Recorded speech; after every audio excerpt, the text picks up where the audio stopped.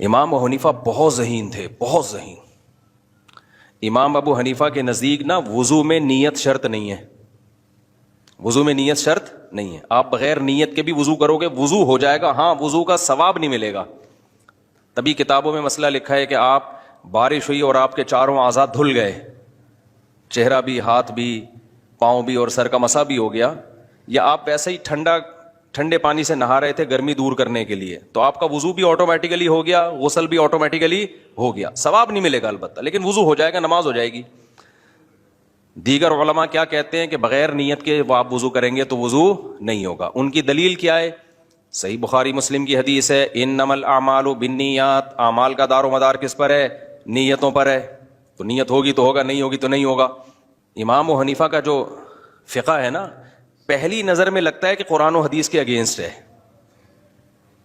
تبھی اس کے خلاف بہت پروپیگنڈا ہوتا ہے، لیکن جب آپ ڈیپتھ میں جائیں گے نا تو آپ کو پتہ چلے گا کہ امام ابو حنیفہ نے بہت گہرائی میں جا کے قرآن و حدیث سے مسائل نکالے ہیں۔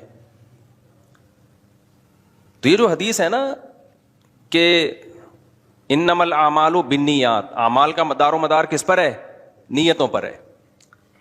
اس حدیث کی اصل تشریح یہ ہے کہ دیکھو، اس حدیث کا مطلب یا تو یہ ہوگا کہ اعمال کے صحیح ہونے کا مدار نیت پر ہے، یا اس کا مطلب یہ ہوگا کہ اعمال کے قبول ہونے کا مدار نیت پر ہے۔ دو ہی مطلب نکل سکتے ہیں نا۔ قبول ہونے کا مطلب کہ اس پر جو ثواب ملے گا اللہ کے دربار میں، وہ جو قبول ہوگا۔ تو امام حنیفہ کہتے ہیں کہ دیکھو حدیث میں کیا آتا ہے، یہ حدیث کا شان ورود کیا ہے کہ ان صحابی نے ہجرت کی تھی، ایک صحابی نے، اور ہجرت میں ان کی نیت تھی کسی عورت سے نکاح کرنا۔ پہلے انہوں نے ہجرت نہیں کی، لیکن ایک عورت نے کہا اگر آپ مجھ سے نکاح کرنا چاہتے ہو تو پھر ہجرت کرو، ہجرت کرو گے تو میں نکاح کر لوں گی۔ تو انہوں نے نکاح کی خاطر کیا کر لیا؟ ہجرت۔ بخاری مسلم کی حدیث ہے۔ تو کہتے ہیں دیکھو، ایک جگہ سے دوسری جگہ موو کرنا، ایک شہر چھوڑ کر دوسرے شہر جانا، یہ نہ بذات خود گناہ ہے اور نہ بذات خود ثواب ہے۔ نہ بذات خود گناہ ہے، نہ بذات خود کیا ہے؟ ثواب ہے۔ تو یہ وہ کام ہے جو نیت سے اچھا بھی بن سکتا ہے اور نیت سے برا بھی بن سکتا ہے۔ تو ایک شہر کو چھوڑ کر دوسرے شہر جانا، اگر اللہ کی رضا کے لیے ہو تو قبول ہوگا، ثواب بن جائے گا۔ اگر اللہ کی رضا کے لیے نہیں ہے، عورت کے لیے ہے، تو یہ ثواب نہیں بنے گا۔ بیوی تو مل جائے گی، عورت تو مل جائے گی، ثواب نہیں بنے گا یہ۔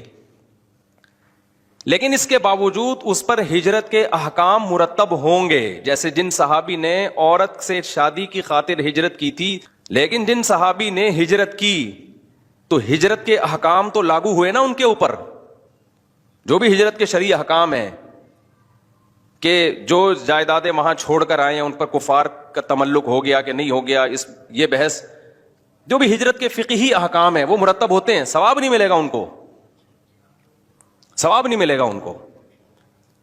تو وضو بھی ایک ایسی چیز ہے جس کا بنیادی مقصد ہے نماز، سمجھ رہے ہو کہ نہیں سمجھ رہے؟ اور طہارت حاصل کرنا، تو پانی خود طہارت کا ذریعہ ہے، پانی خود صفائی کا ذریعہ ہے۔ تو جب آپ نے صفائی کا ذریعہ استعمال کر لیا تو آپ کا وضو ہو گیا، ثواب نہیں ملے گا اگر نیت نہیں ہے، لیکن وضو ہو جائے گا، صحت ہو جائے گی اس وضو کی۔ صحت کا مطلب اس پر شریعت کے احکام مرتب ہو سکتے ہیں، آپ اس سے نماز پڑھ سکتے ہو، غسل تھا تو غسل ہو گیا، کیونکہ پانی کو اللہ نے خود طاہر قرار دیا ہے، طہور قرار دیا، وہ خود پاک کرتا ہے چیزوں کو۔ سمجھتے ہو کہ نہیں سمجھتے؟ ہاں، نماز جو ہے، نماز